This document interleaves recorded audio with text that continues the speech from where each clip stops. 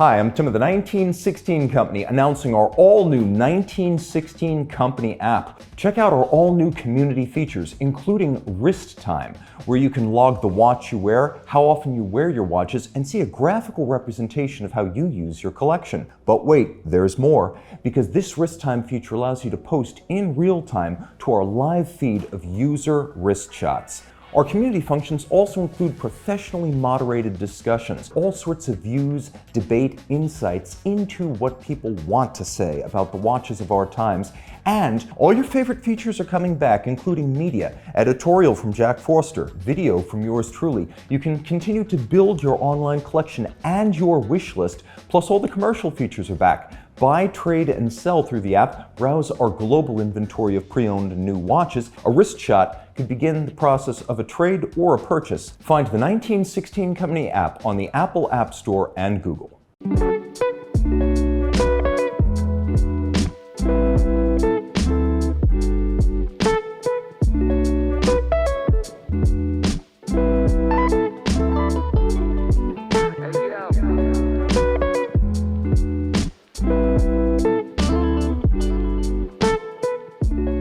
Hi, I'm Tim and welcome to Collector Conversations. Every watch collector has a unique story to tell and every collection is unique, but we often start from the same place, early life experiences with watches, and we've got a collector today who's going to tell us all about those. Omar, welcome to the show. Thank you very much for having me, Tim.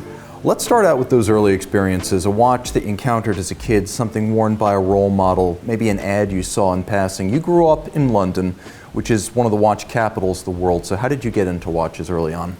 Yeah, I mean, for as long as I can remember, I've been into watches. It's been part of my life from day one. I think, a lot of kids my age gravitated more towards cars, video games, matchboxes as we had back in the day. For as long as I can remember, all I wanted was a watch. Just something inside me. And I guess, where did that start? For some of us, it's G-Shock, Timex. What was that very first watch? Even if it wasn't luxury, when did you start putting a watch on your wrist? Yeah, it's a really good question. I mean, I had the furthest back I can remember. I got I think it was a £30 gift voucher from a family friend on a birthday, as a part of a birthday present, and I went to a department store in the UK, which is no longer around, to buy a digital watch, and it had God knows where it is now, but it had a little button on the top where you can just press and it recorded your voice. And I would just record messages to myself, to my future self, whatever, but I had full-blown conversations with my watch. And I just remember that as being a very first memory. Man, that's a hell of a lot better than me. I had a G-Shock. It didn't talk back. But in terms of where you went from there, I mean, clearly the bug was planted. So when did you start to think of yourself as like a watch enthusiast? What was the journey from wearing a watch to watches as a lifestyle? Take me on that path. Yeah, of course. So I think I've been through many, many years of having Casio watches, G-Shocks in and out. And it wasn't until my grandmother actually bought me my first proper watch, which I have here right now. It's this Tissot. And I remember I was just about to start my new job, my first ever proper job. And I bought a suit, and I bought a pair of shoes, and a shirt, and a tie, and a belt. And she told me, the one thing you're missing is a watch. You need a watch. And I think, rather than wearing, one of my multicolored G-Shock or, Scooby-Doo watches, she took me watch shopping. And I remember it was the August of 2009. We walked into the store and she said, pick a watch. And I picked this. That is awesome. So that's the very first watch. And what time frame was this? Was this decades ago, years ago? 2009. 2009. So 2009, yeah. My grandmother sadly passed away a couple of years ago.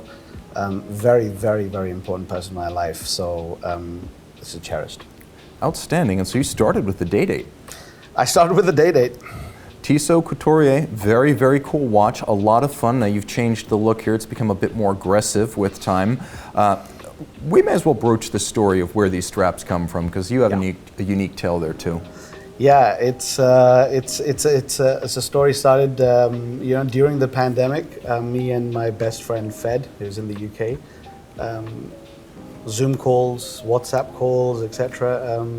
Couldn't meet each other, so we would spend hours and hours just kind of researching watches on eBay, Facebook groups everywhere. And we would just, the conversation very quickly moved on to straps, and one thing led to the other, and we said, why don't we start a strap company? We love straps so much, we like to change straps. Might as well make it a thing. So it's a passion project. And I wanted to broach that really early, because all the straps we're going to see today are actually yours. Yeah. I think apart from this one, yes, all of these straps are mine. Okay, so we're going to get to the strap business later, but now let's continue that journey through your watch collecting years. So you started with this beautiful Couturier, you started with the Day-Date, a little bit formal maybe as a style, but it sort of set the tone, because you have maybe a few more dress watches in your collection than the average collector these days. Where did you go from Tissot? So the Tissot I wore every day, pretty much until the day I got married in 2016. So I wore this for 7 years, every single day. And then this happened. This is a Datejust 41 rhodium. My wife actually surprised me with this watch. We moved to Reading, which is just outside London, got our first own place. And we were in a shopping mall, and she walked into a jeweler, and I followed her. And I was browsing Rolex, and she asked me the question. She said, which one do you like best? So I pointed towards this, and she said to the sales representative, said, "We'll take that one." And this is a time when you could walk in. And I was going to say, and it was just there and ready to go. 2016, so just before the hype. Yeah, the before times, as we call them now. The before times. So now, this is a great case study in how you shop for a watch collector, because both your grandmother and your wife understood that you're never going to guess right. It's a very personal kind of taste. Go out, make it an event, do it together, but let them choose. That's how you shop for a watch collector. So you're batting 1,000 so far. I'm sure there's a cricket equivalent term for that. I'm sure there is. He got all the wickets. I don't know. I'm doing my best here. So now you're into sort of like the mainstream of luxury, because Rolex is the mainstream of luxury. You've moved up maybe from Tissot, not to say it's more watch, just that now the echelon of price and history, and I think where Rolex sits in the pantheon of watches, did that open up your eyes to like what your collection could be going forward, like an ambition almost? Definitely. I think this watch definitely introduced me to the wider community. At this point, I'd started to, join online groups, going to, face-to-face meetings, the very, very early days of sort of collector groups being formed in person in London. Made some great friends, and just started to, research and, kind of, picked up information. It was a completely new world. Didn't know where to start. But this for the longest time until I believe 2019, this was my watch collection. So now, what are some of those communities? 'Cause obviously we're kind of a focal point for watch collectors, but almost everyone who's online is profoundly online in the watch community these days. What kind of communities do you like? Forums, blogs, news sites? Yeah, I think so. It started off with forums, very quickly developed into sort of other Facebook groups, yours being one of them, but then face-to-face groups, Red Bar, here in New York City, we've got Gotham Watch Club, we've got Complecto, so, just meeting some of the best friends that I know through watches. Fed, who I mentioned about my company Strapestry, where we make straps, I met him through watches. And some of my best friends I'm lucky enough to call are made through watches. That's very interesting, because I think meeting people online, taking it offline, and making genuine friendships is a big part of the appeal. I think you come for the watches and you stay for the people. That's exactly it. That's exactly it. It's the people, yeah. It's, you know, our conversations have probably moved on from watches a million miles away. But yeah, the friendships will stay. Now, as we continue on the roadmap, okay, we've started with Tissot, we've moved over to Rolex, and I guess you've gone a little bit off the beaten path. There are some watches here that are far afield, but let's keep it sequential. What came roughly after Rolex? So after the Rolex came my JLC, the Reverso. And a Reverso, I believe, or I had believed at the time, was a quintessential watch. You know, something that you had to have in your collection if you were to be a worthy collector. And I just couldn't find the perfect Reverso for a number of years. You know, I was looking at some of the ultra thin models. I was looking, and somehow the duo face models always just caught my eye. It was just this kind of secret message that only you know on your wrist. You know, you could have this, you know, reversing watch that, you know, only you know what's behind at any one given time. So I just searched and searched, and I came across this one at, I must say, an unbelievable price at the time, and I had to have it. And I mean, it's a lot of fun because the first time you displace the case and swap the sides, people around the table who are not into watches, their eyes pop out. Have you ever had that reaction from people when you start playing with the case, or you show them and like, whoa, whoa, whoa, do that again? So funny you say that. Actually, it still happens. Even at watch events, because this is not a very well known Reverso model, I want to say. It's not full-blown GMT is not common. Yeah, so even now, you know, even in watch groups, you know, Complecto, for example, last night, I had a few people, you know, come up to me and admire the watch until they then flip it over and they're taken aback, you know, oh my God. Yeah, it flips and then they flip. It flips and then they flip, exactly. So yeah, this is a watch that's very, very dear to my heart. I love it. It was a long time coming. What drove you towards the GMT? Do you travel a lot? You just find it fascinating?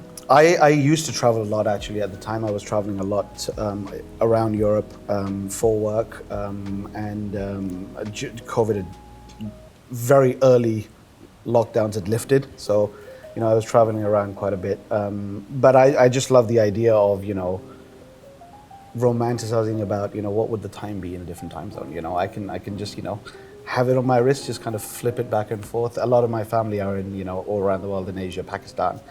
And it's just very easy to have. Oh, by all means. And it's like an adventure, you know, you flip that over, it's like a little piece of the Indiana Jones dream, you know, you think some far-flung place that's on your wrist, always accessible. Exactly. Like a connection to that place. Yeah. So from JLC, now you've gone from Tissot, a much more luxurious brand name with Rolex, Autologerie piece with JLC, but you've also moved into watches that are non-round, watches that are complicated. Did that help to widen your horizons and kind of bring your attention to different places from that point? Yeah, so I love complications. I think the Reverso kind of taught me that, kind of pointed me, naturally steered me over to that direction of complicated pieces. You know, I love the idea of your watch being able to do something that you would normally look at your iPhone for. I would, you know, having a calendar in a watch is mind-blowing. You know, to you know, an annual calendar in a watch is mind-blowing. You know, to someone who has everything accessible on a phone or a computer or, you know, a calculator or whatever. You know, having something mechanical, no electricity, no wires. You know, it is amazing. I mean, you think like, okay, 50 miles an hour, 55 miles an hour in a car, not that exciting. Reading a calendar on a phone, not that exciting. But 55 miles an hour on a horse, now Exactly. You're flying. And you have a little mechanical computer that can show you a calendar, even cooler. Exactly. Is that what drove you to the Sky-Dweller? It did. Tell me all about this, because this is now, in my opinion, like the most deluxe version of the Datejust form ever made. It's a GMT, it's an annual calendar. It's a big step forward in terms of complexity over a Datejust, but it has a lot of style similarity. Yeah, so if we go back in time to 2012 when the Sky-Dweller was first launched, precious metal watch. I was in my first few years of my career, couldn't afford to even think about owning a Sky-Dweller one day, but pined for it, really pined for it. And I said to myself, and my wife knew this, I would definitely get one day when I could. And 2002, we moved from London to New York. I traveled. We moved with work, and I'm just going to say it wasn't in the best of circumstances. We just received some pretty awful news health-wise and stuff, and we're okay now, thankfully. But it was a very dark time, and my boss at the time basically said, forget about everything, just come over, start afresh, and we moved. And the very first watch I bought to mark the occasion and the new start was my Sky-Dweller, and I just had to make it happen. And approximately what year was this? 2022. So this was not long ago. Okay, now of course, of necessity, some of your watches can't be on straps. They're just more complete with their bracelets. You don't have a whole lot of bracelet watches on the table, so what drives you to buy one? Is it the comfort of a bracelet? Are you looking for a summer watch? Is there something that you feel a certain watch is just a bracelet watch by type or trope? What drove you to these two pieces with the Super Racing and the Sky-Dweller? So I am a firm believer that the Rolex Jubilee bracelet is probably one of the most comfortable bracelets in the world. That's my thinking. I chose my Datejust on a Jubilee, chose the Sky-Dweller on a Jubilee, and I actually wanted this config. There's just some watches that work, and I have to admit, a lot of my watches, even if they do come on a bracelet, they very quickly end up on a strap. Just customizing it, making my own. Of course. I mean, when a man who owns a strap company decides to put a watch on a bracelet, I got to know what's going on in the background there.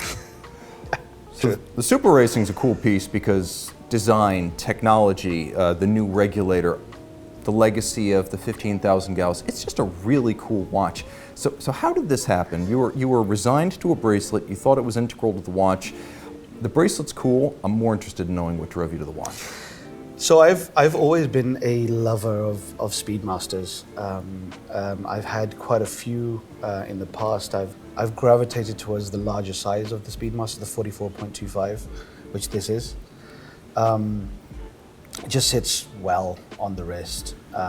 In terms of this specific one, I was blown away by the technology and the innovation. A mechanical object that's able to be 0 to plus 2 seconds a day, as cased, incredible. That was, I just had to have it. It was my ultimate Speedmaster. What's really funny is the fact that you can be wearing this watch, and across the room, no one would clock what it is. It just looks like any other ordinary Speedmaster. It's only until they get up close or shine a light on the dial that they realize this is something special. Without a doubt, and I think that the person who knows what this is, like mentions it at an airport or a restaurant, that person's going to wind up being your friend for life. That's true. That's a person who knows exactly what this watch is all about. That is true. Yeah, it's something that's a very recent addition to my collection. We were at me and a couple of friends of mine, we were at New York City at an AD, just trying on watches, and this wasn't even on my radar. And I was just blown away by the way, the dial at first, and then figuring out, what the technology it packed. And I love that it's got a little Easter egg, which is the different font of the 10. I think that donates 10 years. Since the 15,000 gauss, Since the 15,000 gauss, and then another nod to, on the small seconds hand, the the checkered pattern. Yeah, I just love this. It's a rare Speedmaster enthusiast who's drawn something that is absolutely, resolutely not a moon watch, Yep. and proud of it. So this is a very cool watch. The honeycomb dial, I mean, it zings me. The bigger case size is interesting, and that is a theme throughout your collection. But it does seem like you've got a little bit of a history of like buying watches in the moment, sort of like an impulse purchase. Have you ever done a really long-term path to a watch where you decided at some point, someday I've got to have one? I'm going to just find the right one. I'm going to take my time. I can't get it off my mind, and it's inevitable. I think that's the Breguet, because.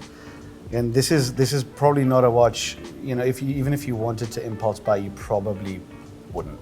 It's something that takes a long time to research, a long time to find the right one out there. This to me was one of the grails. It was a long time coming. The mechanism. The balance wheel that you can see, going at the front, it's all there on display. It's right there in front of you.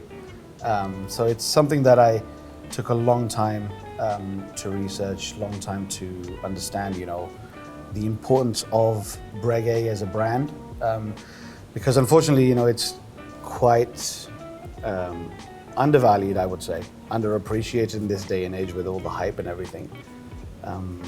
Something that I very closely watched, as prices went up and down, and also just finding the right one for me was a bit of a challenge. But yeah, that took probably longer than most. But like I mentioned, my collecting journey has not been that long in terms of the number of years.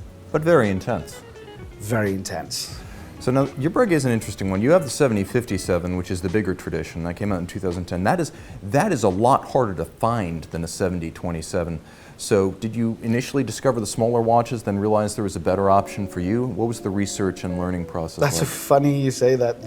I actually bought the 7027, the black small face dial, and very quickly sold it on because it was just a little bit too small. I think, for me, it just had to be the 757. So it stayed for a very short amount of time and then exited. Were there any other mistakes? Like, we've all made mistakes along the way in watch collecting. A watch that looked too good to be true online, or it wasn't the same when you got it on the wrist, or you decided that the style wasn't you.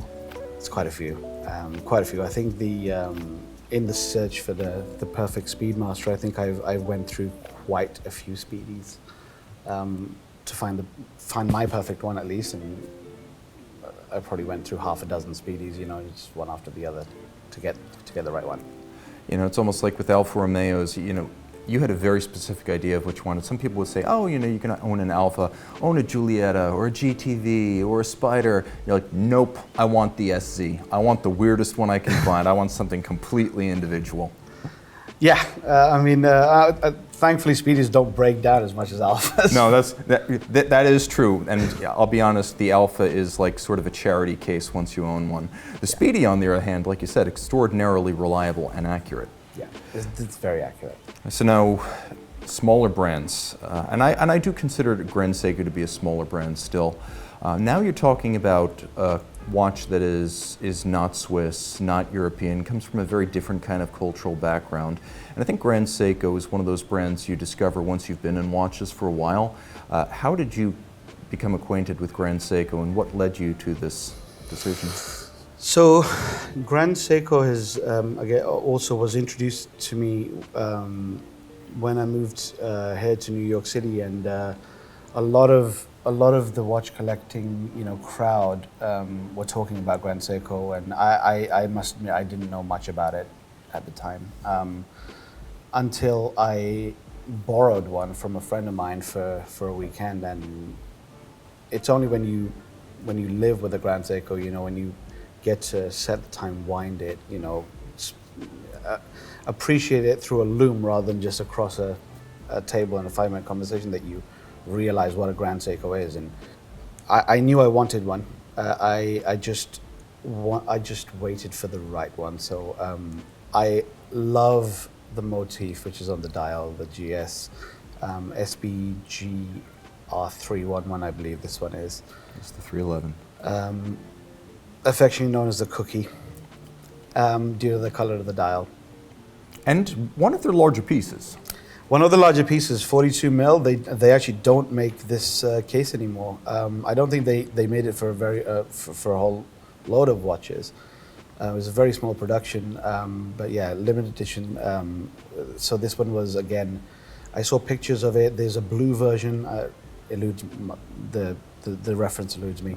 No, but these mosaic style dials have so much charisma, and I really do think that in the modern era, Grand Seiko has made so many memorable, unique dials that it's almost like a brand signature. No one of them is definitive. You pick the one you love, but the idea of elaborate, unique dials is very Grand Seiko. I agree. I think they're probably one of the best in the business. At making their dials. It's just, you need to experience Grand Seiko. Live with it for a while to really experience. And I'll put my hand up and say, I was a bit of a snob when I started this, and I thought Seiko, not quite sure what the hype is all about, and I stand corrected. I completely changed.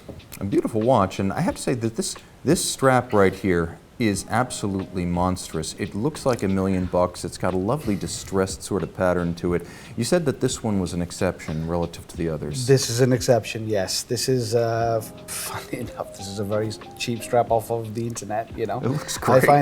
I had one lying around for another watch that I actually, I wanted to put on. Never happened. I just happened to be messing around one evening, as you do, taking off the bracelet and putting straps on, and this just blew me away. So the bracelet's tucked away into its box, and I don't think it will ever come out again. It will just stay on. You chose well, That is an absolute dynamite match. So I guess it's natural that a person who is deeply into straps, makes his own straps, is a connoisseur of straps, would inevitably wind up with a Panerai of some kind. So this is not your typical Paneristi fetish. This is a complicated, high-end movement, watch with multiple functions, definitely a little bit off the beaten path. So how did you fall in love with yours? My watch collection journey throughout the years has either been one of two things. Number one is I have noticed mentors, people who I look up to, wearing watches and and carrying them, and I aspire to be them. Number one, and number two is to mark certain milestones in life. An ex-colleague of mine used to wear a PAM, I believe it was the 321. Back in the day, this is back in the UK, and I just loved Panerai from day one. I loved the way they looked and everything, and again, never could make it happen at the time. When I got the opportunity, again, I made a few Panerai, purchases, ins and outs. They exited, and this one is here to stay. This is the 233. I absolutely love the curvature of the dial. The amount of personality this has when paired to a strap. All Panerais are strap monsters. This is no exception. This is the dot dial, as they say in the industry. So the problem child of the 233 line. It's stood okay until now for me. It's got an 8-day power reserve. This actually is probably and my JLC, the Reverso, both are 8 days. I would say they both outperform that. The JLC especially, I think it probably, I've had it running for a good 9 to 10 days before it runs out of juice. And I've heard that too, that those 8-day JLC twin barrel movements, they will run for almost 10 days before they stop. The 8 is chronometric. Right. So the Panerai, 8 days. I mean, I could have this watch, left, wear it on a Monday and come back the next Monday and still ticking around. So, and I love that, the idea of, just having something wound it does take an absolute age to wind.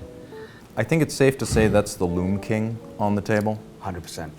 And you know, those early Eric Klein designed Panerai in-house calibers, they were so over the top. The 2002s, the 2003s, the 2004s, Power Reserves, Tourbillons, GMTs, they're incredible watches. Very different from maybe a Paneristi purist watch, but from a horological standpoint, absolute knockouts. I totally agree. I think, you know, this is a very, very underrated Panerai. It's a very, very, for the purist, it's the two-handers. It's the, you know, the Pan 001s, the... Tritium dials, manual wind, solid case back, yeah. As we were talking earlier, you know, the rotisserie chicken, you know, all sorts of Panerais are special. This is, for me, is my ultimate Panerai. So while we're talking about Panerai, let's go a little bit deeper into strap making and the styles of straps we have right here. Like, just take me through the different kinds of treatments, because there are proper terminologies for these surfaces, these textures. Educate me a little bit here, because I want to know more about straps. Yeah, sure. So let's start with some of the straps that we have here. This is an Alcantara. You know, very, very smooth to the touch. I think it's something that is, it can be dressed up or dressed down, you know, depending on the situation. Goes very well with any sports watch, I would say. And something you often see in high-performance cars on the touch points. Correct. Correct. It is. I think one of the things, you know, you need to understand with straps is the color actually really makes or breaks a strap. You know, you could have any material. You can have the, you know, the thing made of gold, and if it just doesn't work with the watch, it doesn't work. So I think for me, aesthetics are probably as important as the material in the strap, and therefore, you know, you'll see a bit of a theme going here of, you know, straps which are bonded straps versus stitched. So bonded just like this, where there's no stitching, it doesn't break up the material. Correct, that's right.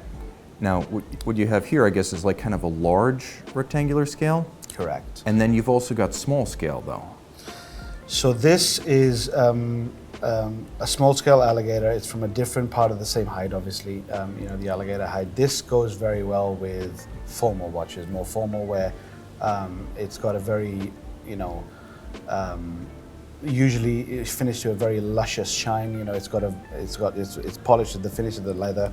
It's usually used in a lot more of the dressier pieces, as we say, whereas the larger scale, it can be dressed up or down. You know, not necessarily just for one genre of watchmaking. Now you also have corduroy here, which is not something I'm familiar with in watch straps. It's something that gets a lot of attention everywhere. You know, a corduroy strap. What's that about? I mean, I haven't seen corduroy since like clothes when I was a little kid. Like, how'd you even think of this? I think one of the things that we, you know, Fed and myself, you know, we love to do is to actually test out different materials and different textures. You know, be it linen textured, corduroy, denim, you know, all sorts of different textures. And this was a prototype that we came up with. I absolutely love this strap. It just works so well. But you'd be amazed how many, you know, day-to-day things that you take for granted or see in your surroundings can make a great strap. A very cool idea. And then there's things here that I would not even have recognized a few years back, like the difference between conventional leather grain and a hot stamped Epsom type leather. Yep. So that's how they get that grain. It's a hot stamp, am I correct? So no, actually it's treatment of the leather, but this is a natural grain. So this is you know, just it's calf leather, obviously, you know. But in the tanning process, you know, they treat it differently. They get this finish straight from. But you can't actually get this finish from hot stamping, purely because it wouldn't just last that long. It would make an impression and it would fade. Correct. It would fade after a while, especially after you wore the strap for a while. So it's almost like you're distressing the material to bring out details, like oxidizing meteorite to get those crystalline patterns. Exactly. Now what's fascinating here is that you sort of branched off into smaller creators, and you've got your big brands, you've got Rolex, you've got JLC, Panerai, and Omega, but two of the most interesting straps on the table are also two of the most interesting watches. So walk me through these, because this is going to be an introduction for a lot of our viewers. They haven't seen these models or brands before. Yeah, this one is called a Lebois Co, a company that I believe went bankrupt or under in the 1960s or 70s. They've just had a resurgence. They've just started online. It's a very small operation. This specific one is a limited edition they did in collaboration with a Kuwaiti local authorized dealer called Timekeeper. Hence, you see the Arabic numerals on the front of the dial. I absolutely loved the look of this watch. With the gilt, the black dial, the tachymeter actually printed on the dial rather than on the bezel. So very mid-century, like true form. So in the absence of really dipping your toes too deep into vintage, you've gravitated toward sort of vintage revival styles. That's correct. Yeah, I love the idea of a vintage watch. I'm too scared to buy a vintage watch. I understand that. So, this is the closest I'm going to get. This is actually, me and, again, my business partner, Fred, we bought 2 matching watches. They're a small, they're a release of limited edition of 50 pieces.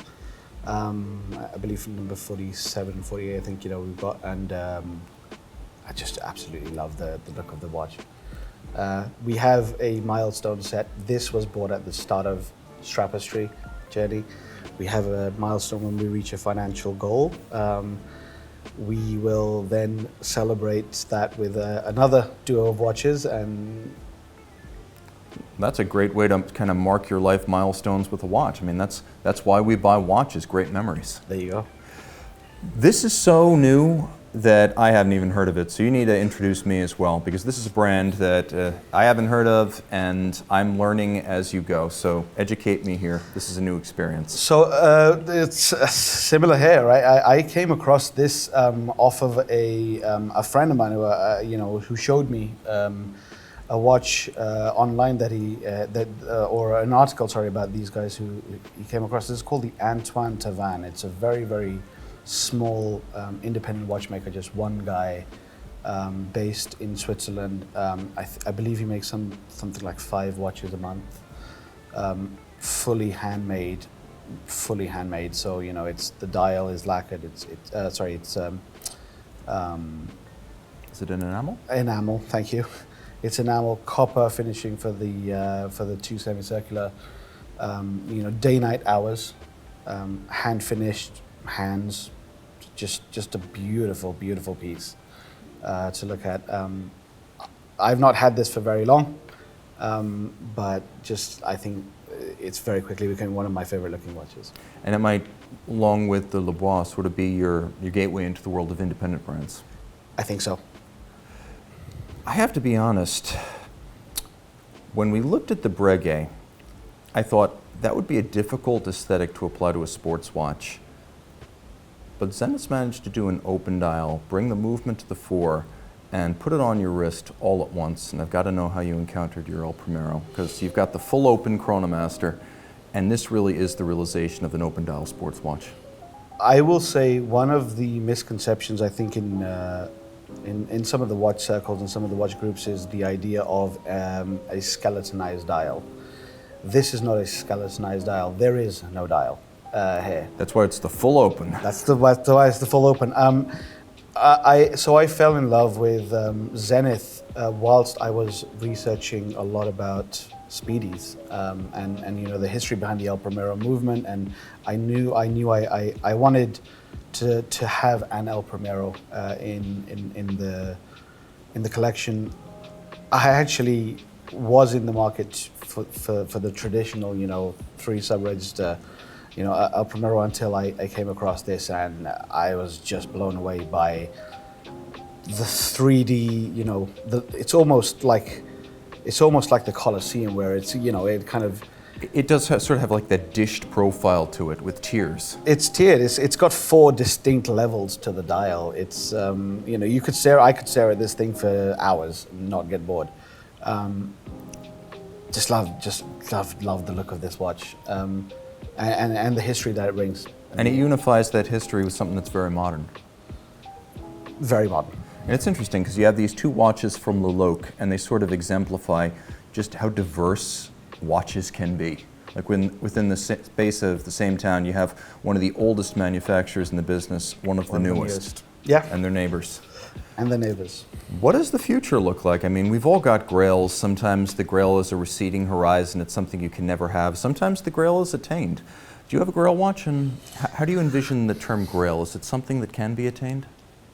I think my personality is not. I'm not the kind of guy who would wear a $100,000, $150,000 watch, just walk down, Oxford Circus or Fifth Avenue. It's just not me. I would love. I think the next step for me is to get into German horology. I love the idea of owning a Lange, and I love the datograph. I absolutely love the datograph. I think that is something, but will I make it happen? Time will tell. If the occasion arises. If the occasion arises. Omar, thank you so much. I really appreciate this. Thank you so much.